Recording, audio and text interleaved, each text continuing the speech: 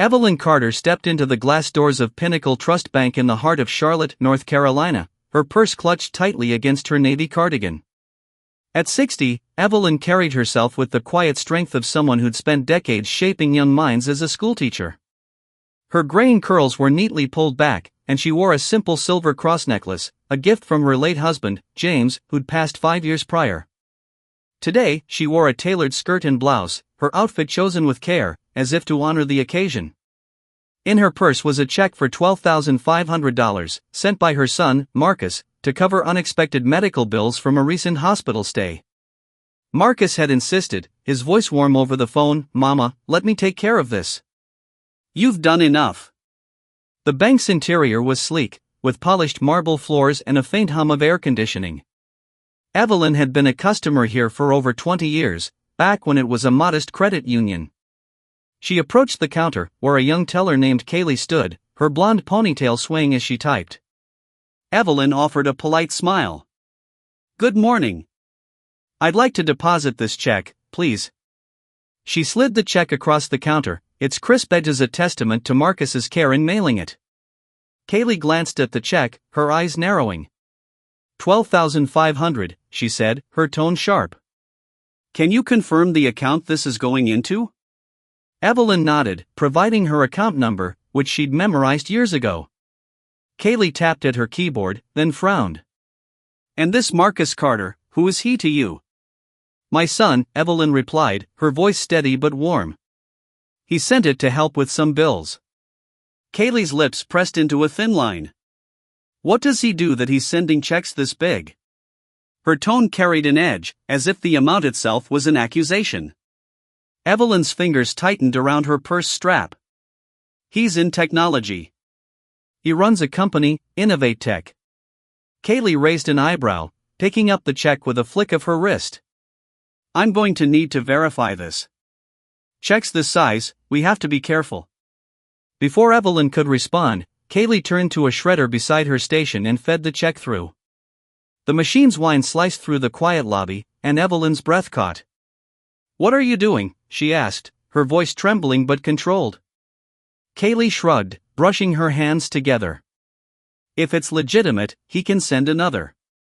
We don't process suspicious transactions." Her words landed like a slap, and Evelyn felt heat rise to her cheeks. Two customers in line exchanged glances, one whispering to the other. Evelyn's heart pounded, but she refused to let her composure crack. "I'd like to speak to your manager," she said, her voice low but firm. Kaylee gestured toward the next customer. "You'll need proper documentation. Next, please." Evelyn stepped aside, her hands shaking as she moved to a chair in the lobby's waiting area. The cold vinyl seat did little to ease the knot in her stomach. She'd faced skepticism before, store clerks who followed her, neighbors who questioned how a teacher could afford her modest home, but this was different. This was personal, a dismissal of her son's hard-earned success and her own dignity. As she sat, trying to steady her breathing, her eyes wandered to the bank's digital screen above the entrance. It cycled through ads for loans and community partnerships. Then, it flickered to a new image, Marcus Carter, her Marcus, in a sharp blazer, smiling confidently at a tech conference. The caption read, "Innovate Tech CEO Marcus Carter, Pinnacle Trust's partner in progress." Evelyn's breath hitched. The whispers in the lobby grew louder as customers noticed the screen.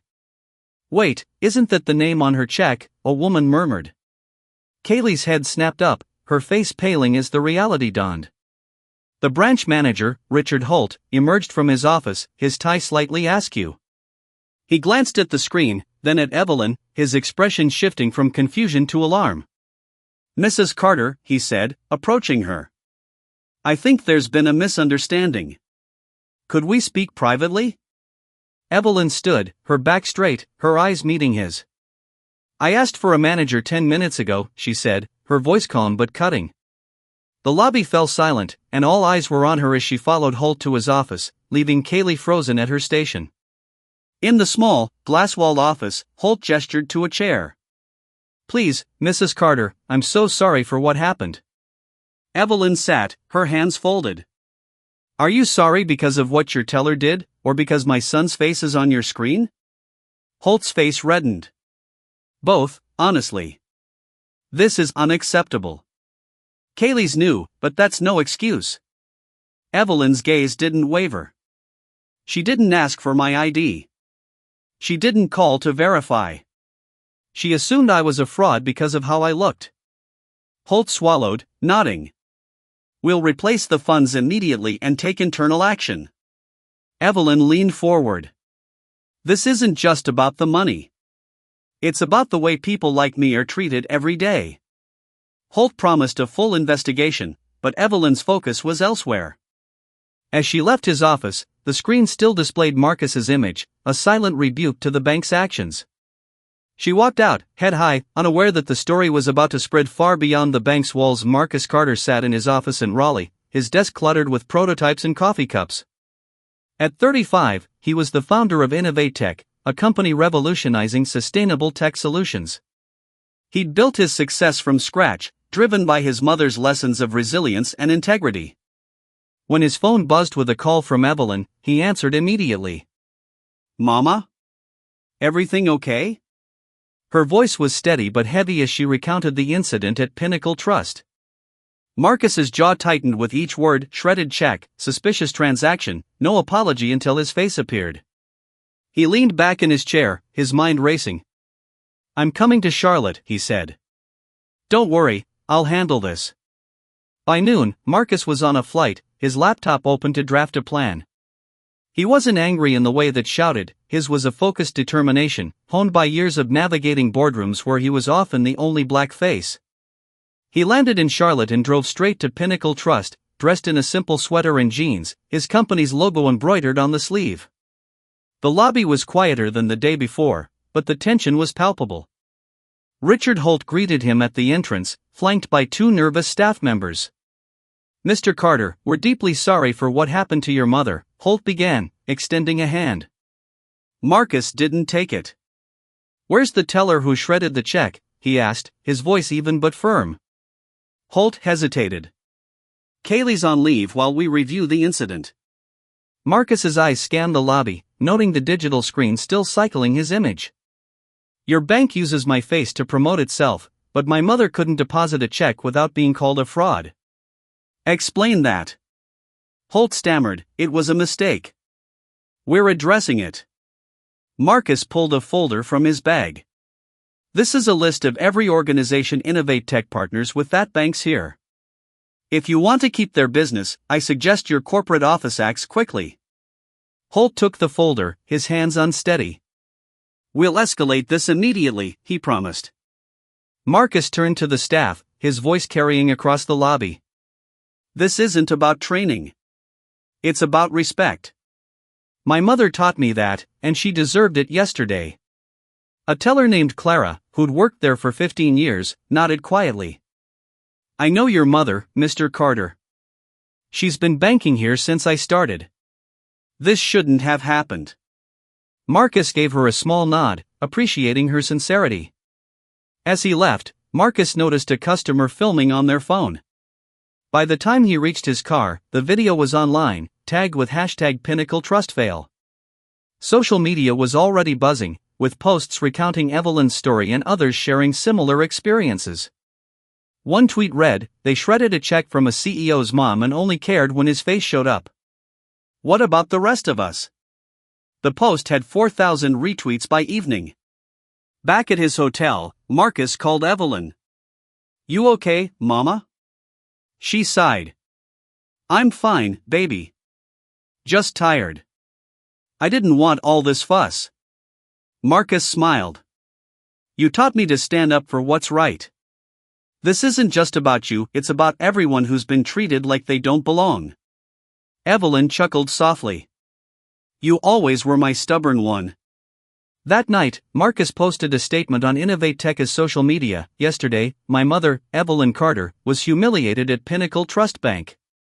A teller shredded her $12,500 check, assuming it was fraudulent without checking her ID. An hour later, my face appeared on their screen as a valued partner. This isn't just about us, it's about every person dismissed because of how they look. The post went viral, shared by community leaders, activists, and even a local council member.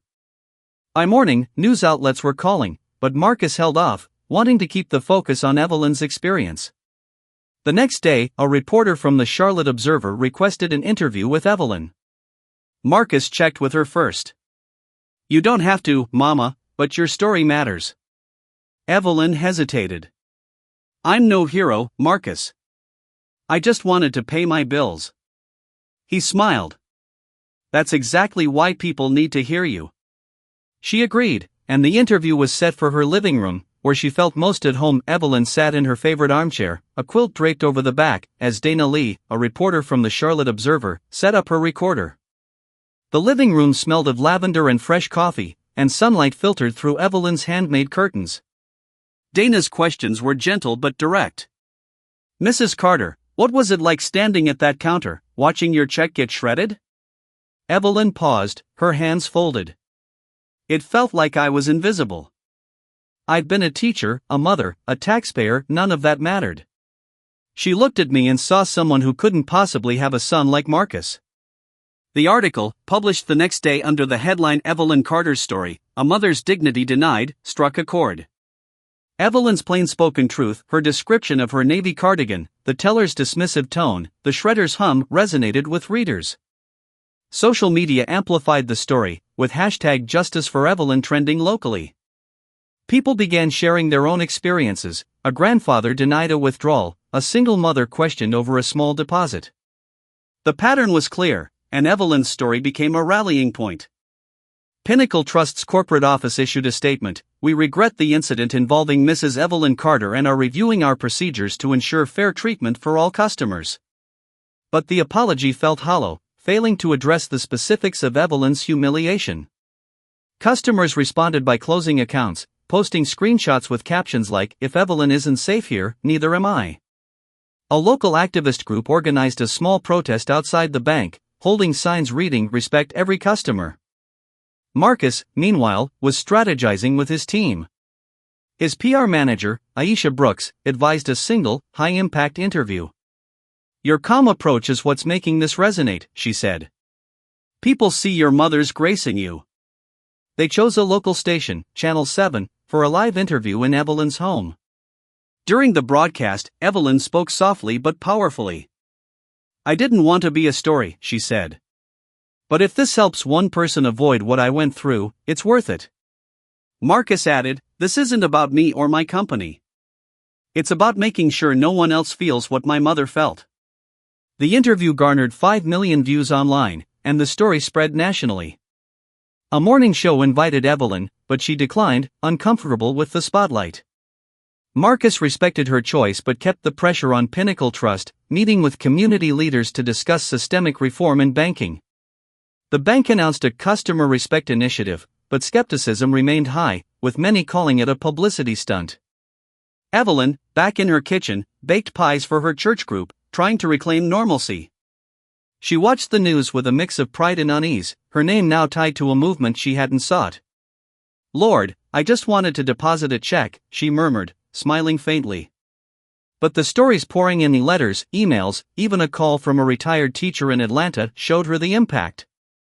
Her experience was no longer just hers, it was a mirror for countless others. By the following week, Evelyn's story had sparked a broader conversation. Community forums sprang up, discussing bias in financial institutions. A local university hosted a panel where Marcus spoke alongside activists and a banking regulator. He didn't focus on Pinnacle Trust but on the need for systemic change. "My mother raised me to believe respect is non-negotiable," he said. "Banks need to live up to that, not just for CEOs but for every customer." Pinnacle Trust, under pressure, announced Kaylee's termination and mandatory training for staff, but the public demanded more. A class action lawsuit emerged, led by former customers citing similar experiences. Marcus and Evelyn didn't join, preferring to focus on advocacy. They partnered with a nonprofit to launch a financial literacy program, teaching communities how to navigate banking systems and demand fair treatment. Evelyn, though reluctant, became a quiet symbol of resilience. She spoke at a church event, sharing her story with warmth and humor. "I'm no activist," she said, "but I'm a mother, and I'll always stand up for what's right." The crowd gave her a standing ovation, and Marcus, watching from the back, felt a surge of pride.